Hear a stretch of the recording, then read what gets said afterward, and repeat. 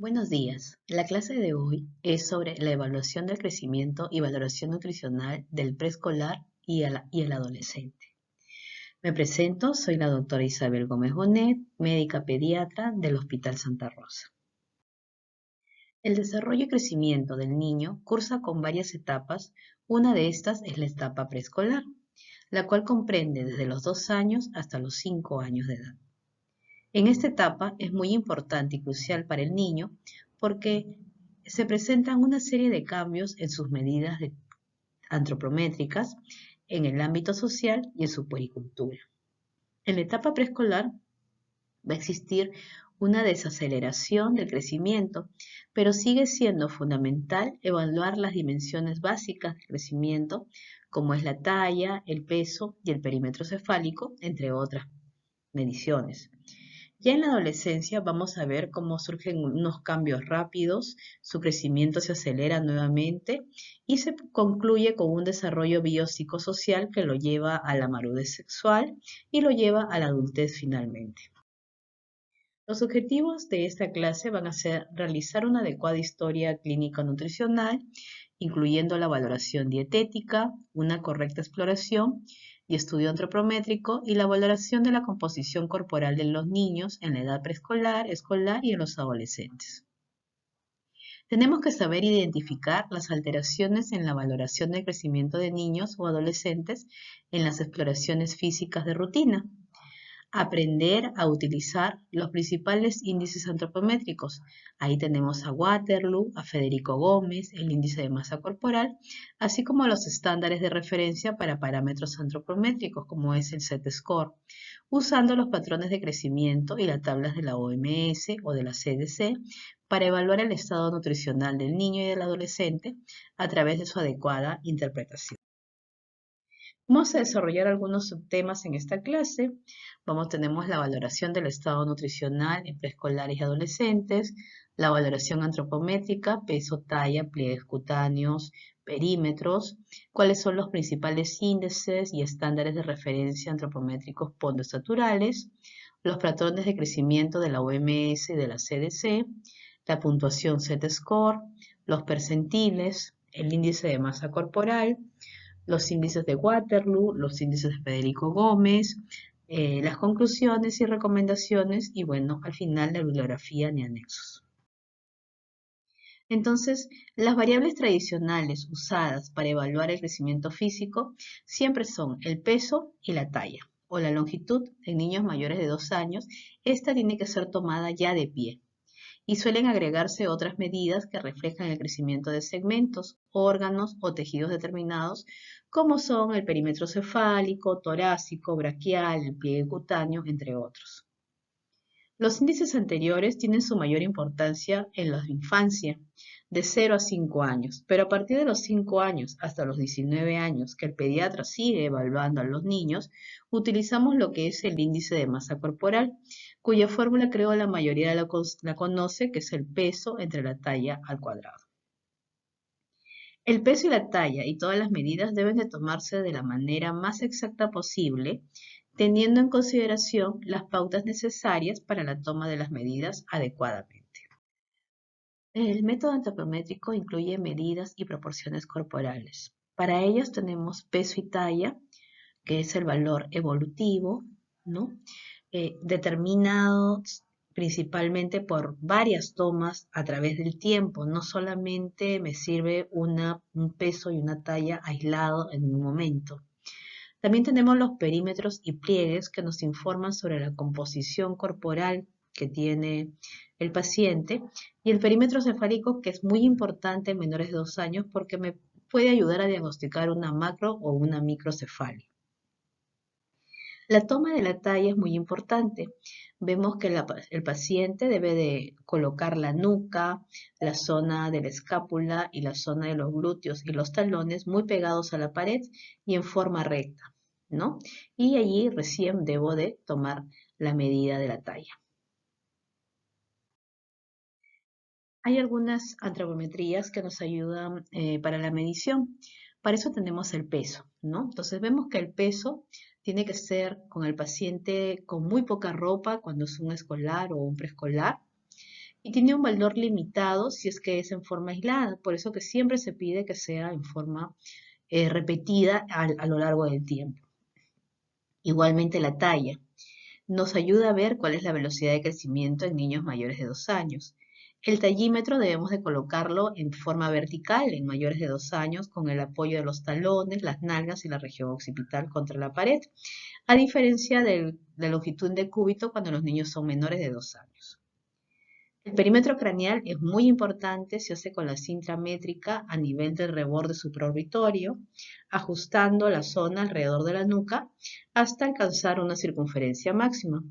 En los niños, esta medida se realiza hasta los 3 años y nos puede ayudar a diagnosticar macro o microcefalias, que es muy importante. Otra medida importante y que no debemos dejar de pasar es el perímetro braquial. El brazo no dominante es el que se utiliza para ello, generalmente es el izquierdo. Se traza una línea perpendicular entre el eje del brazo y el punto equidistante entre el acromio y el colecernum y se hace la medida. Esta medida es muy importante porque últimamente se está utilizando sobre todo para el diagnóstico de desnutrición. Otros perímetros que también hallamos son los perímetros del muslo. El perímetro abdominal es bastante importante y toma una cierta importancia sobre todo en obesidad, en adolescentes, escolares y preadolescentes. Y la línea que uno traza es la que rodea la cintura a la altura del ombligo. Tenemos el pliegue cutáneo tricipital, el pliegue cutáneo bicipital, los pliegues cutáneos subescapulares, el pliegue cutáneo suprailíaco, todos importantes para ver la masa magra periférica. Entonces, los índices antropométricos relacionan variables como son el peso y la talla, pero su evaluación será mejor observada en la línea del tiempo, a diferencia de cualquier medida en un único momento.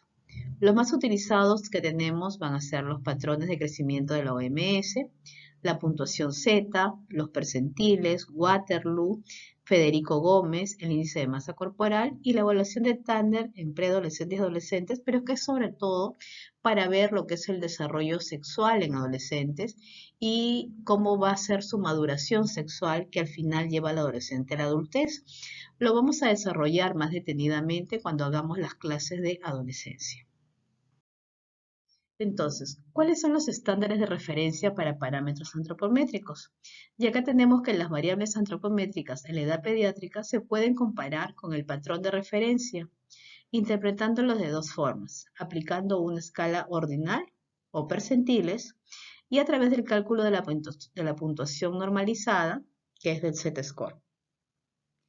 En la puntuación Z-score indican para una medida determinada la distancia con el valor medio.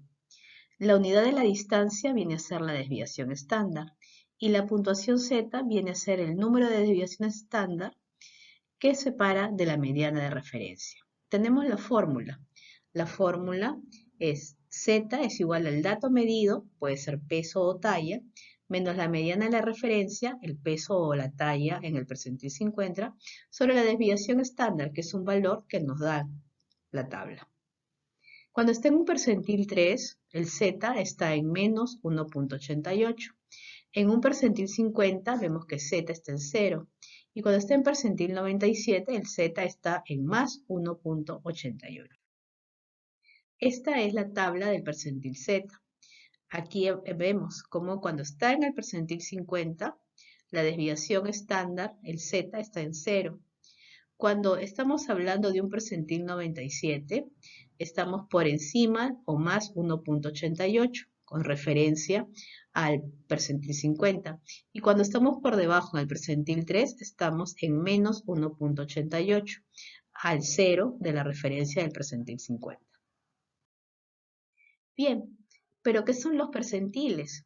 Entonces, los percentiles nos van a indicar para una medida determinada el lugar que ocupa el paciente con respecto a la referencia.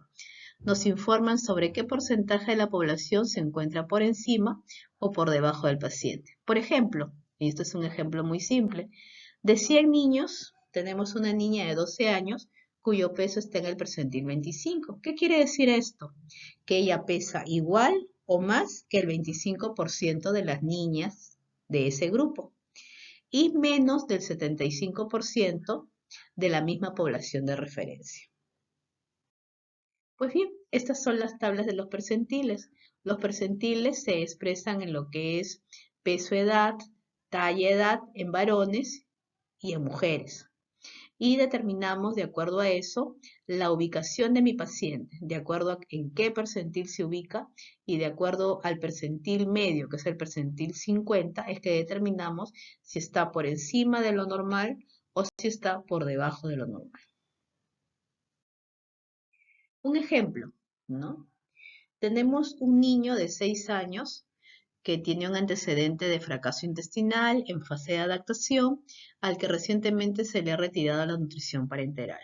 Y nos dan estos pesos, ¿no? Pesa 21.6 kilos a los 6 años 10 meses, pero a los 7 años 6 meses pesa 22.2. Y la talla es de 1.23,5 centímetros a los 7 años 6 meses 130 centímetros. Entonces nos piden calculemos la puntuación Z y el cálculo del percentil. Si vamos a calcular el percentil, tenemos, ¿no? Mi paciente pesa a los 6 años 10 meses 21.6.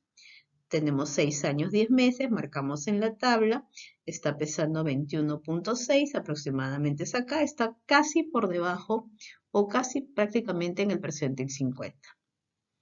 Es un niño promedio en lo que es el peso. Pero para los 7 años 6 meses llega a pesar 22 kilos 200 y 7 años 6 meses debe estar más o menos por acá. Y igual se mantiene en lo que es el promedio del percentil 50. En cambio, para la talla, para los 6 años 10 meses me está tallando 1,23,50 m. Entonces trazamos nuestra línea, aquí está 1,25 m, aquí está 1,20 m, contamos 1, 2, 3, llegamos a 1,23 m. Y tiene 6 años 10 meses. Mi paciente está en el percentil 75 aproximadamente. Pero cuando tiene 7 años 6 meses, 7 años 6 meses aproximadamente es acá, está midiendo 1,30 m. Mi paciente está llegando casi a lo que es el percentil, o prácticamente está en el percentil 90. Entonces, de esa forma, hallamos los percentiles del peso y la talla en las tablas de crecimiento y desarrollo de nuestros niños. Otro ejemplo, el mismo ejemplo, pero aplicándole la desviación estándar.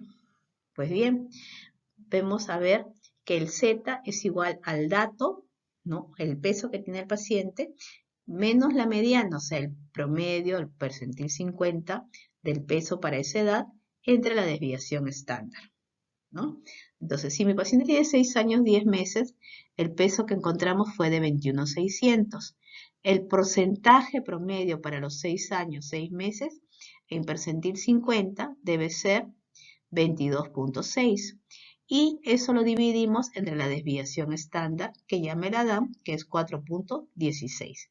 La divido y es igual a menos 1.12. Recordemos esos valores. Si mi paciente ya tiene 7 años 6 meses, hacemos el mismo procedimiento, está pesando 22.200 menos 24.39, que es el peso en el percentil 50, entre la desviación estándar, que es 4.91. Nos da 0.45. ¿Qué quiere decir? Que se está acercando más hacia el 0. ¿Qué quiere decir? Que mi paciente está mejorando de lo que es de 6 años 10 meses a 7 años 6 meses en lo que es el peso. Pues bien, continuamos. Tenemos los índices nutricionales. Usamos el índice nutricional para los lactantes, pero para los niños en todas las edades, cuando hablamos de una malnutrición aguda, hablamos de Waterloo para el peso, que es el conocido wasting. Entonces, ¿cuál es la fórmula? Es el peso actual entre el peso ideal para la talla en el percentil 50 multiplicado por 100. Cuando es normal, nos da un valor mayor al 90%. Cuando ya estamos hablando de una malnutrición aguda, leve, del 80 al 90, moderado del 75 al 95 y grave cuando es menor del 70. Cuando hablamos del stunting, que es el Waterloo para la talla, hablamos de la talla actual entre la talla ideal para la edad en el percentil 50, también multiplicado por 100, donde encontramos que es normal cuando es mayor al 95%, cuando estamos hablando de una malnutrición crónica en todas las edades, leve del 90 al 94, moderada del 85-89 y grave menor de 85. Y el índice de masa corporal, cuando está en el percentil 95 más, hablamos de obesidad. Percentil 85 hablamos de sobrepeso. Cuando está entre el percentil 25 y 85 hablamos de un grado normal. Delgadez, cuando hablamos de peso de un percentil entre el 10 y el 25. Y riesgo de desnutrición proteico o malnutrición proteico-calórica entre el 3 y el 10%. Y ya de una desnutrición o malnutrición proteico-calórica cuando está en menos del 3%. Esto lo usamos en preadolescentes, escolares, adolescentes y también hasta adultos inclusive, ¿no? Muy bien, ¿cómo es la clasificación de Waterloo? La clasificación de Waterloo viene a ser la mejor herramienta, ya que la diferencia radica en que permite determinar la cronología y la intensidad de la desnutrición. Para la realización de esta evaluación se necesitan dos indicadores importantes. Tenemos lo que es el wasting y lo que es el stunting.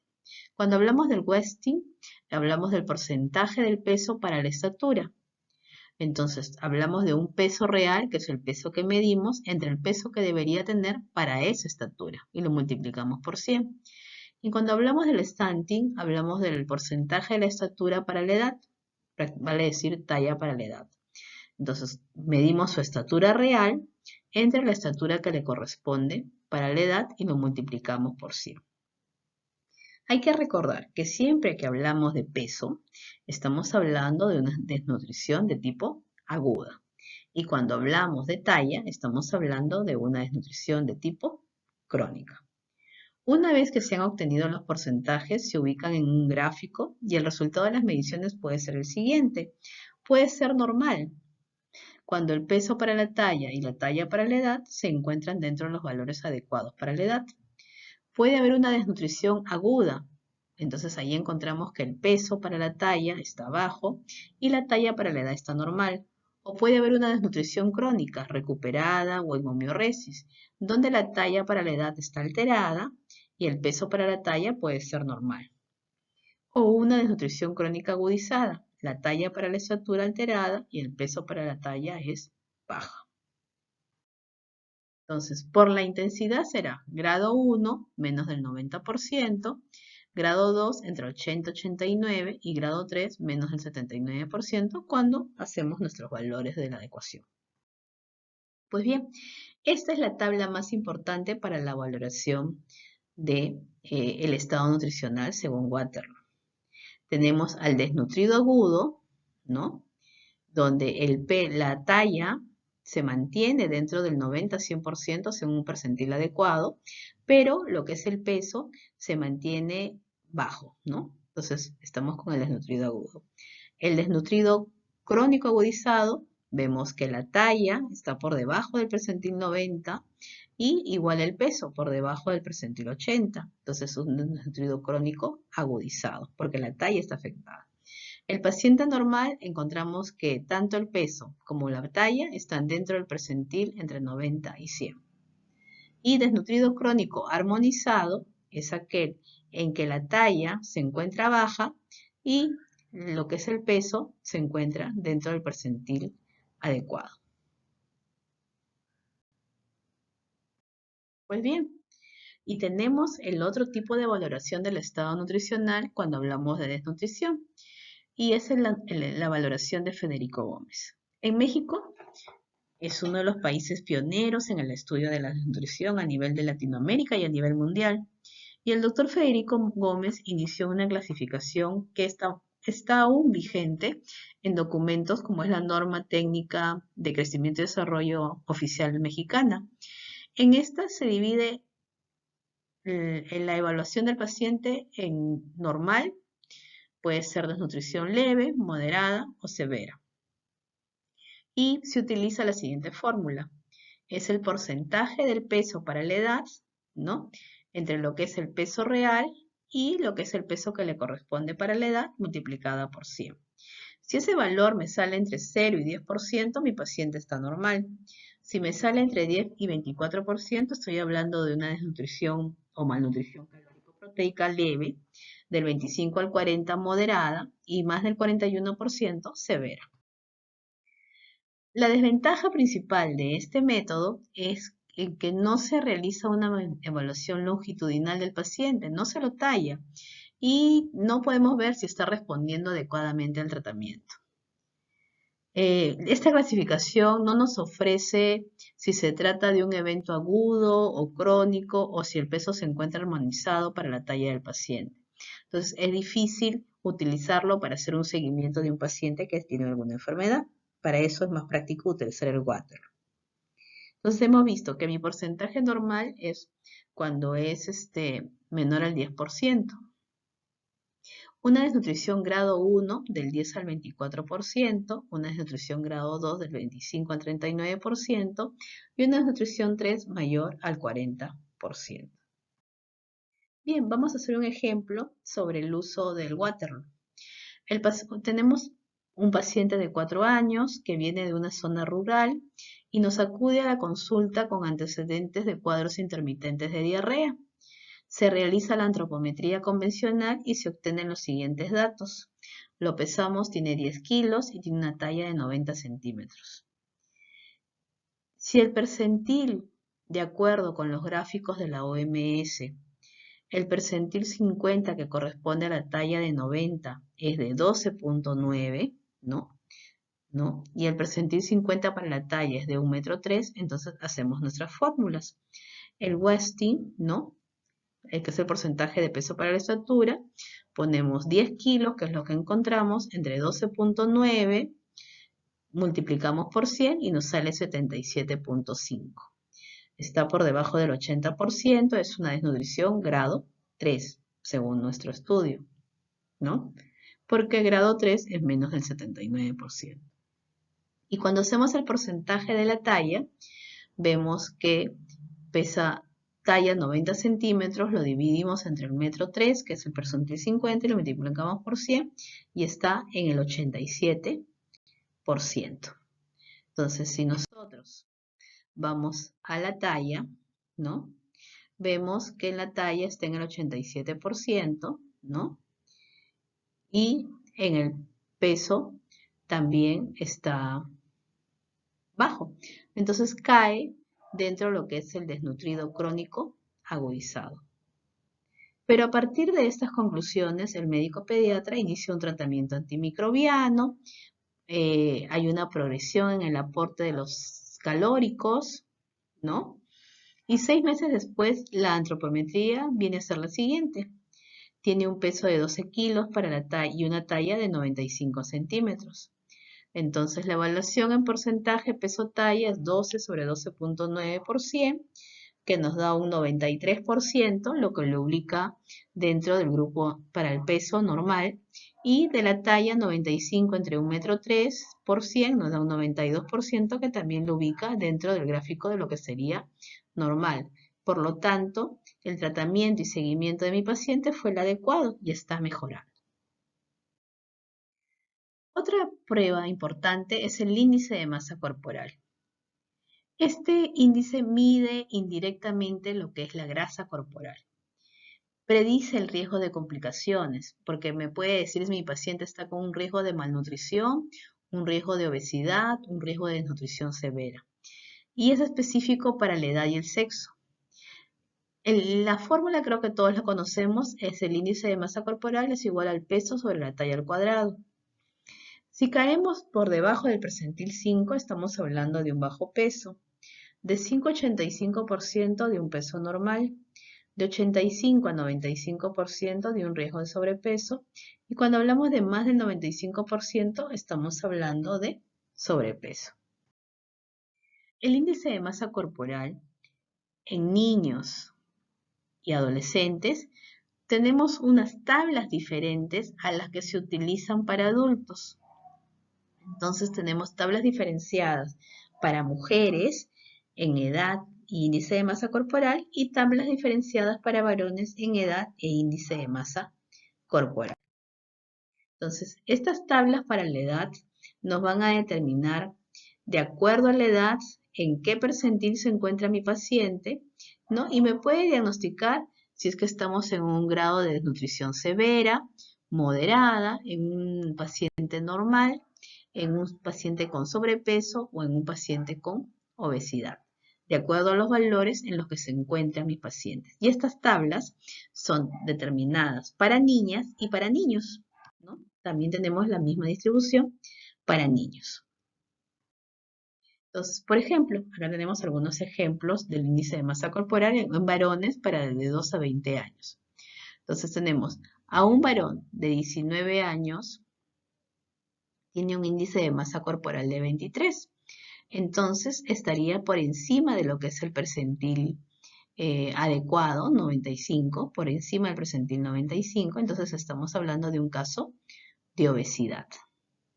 Si más bien un varón de 10 años, otro varoncito, tiene un índice de masa corporal de 21, estaría cayendo entre lo que es el porcentaje 85 y 95.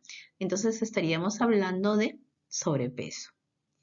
Si un varón de 16 años con un índice de masa corporal de aproximadamente 15, estaríamos viendo que cae en lo que es el percentil 75. Entonces estaría dentro de lo que es el grupo normal. Pero también podemos tener un varón que está por debajo del percentil 5, un varón de 10 años que tiene un índice de masa corporal de 10.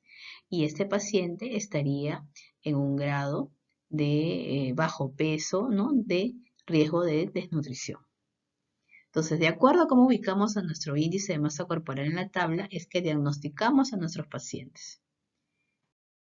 Pues bien, las recomendaciones finales, ¿no? Al valorar el estado nutricional de un lactante, preescolar, escolar o adolescente, no debemos de tomar un valor aislado, así sea normal, sino que es importante evaluar en forma dinámica durante la evolución en el tiempo, para poder tomar medidas oportunas y pertinentes.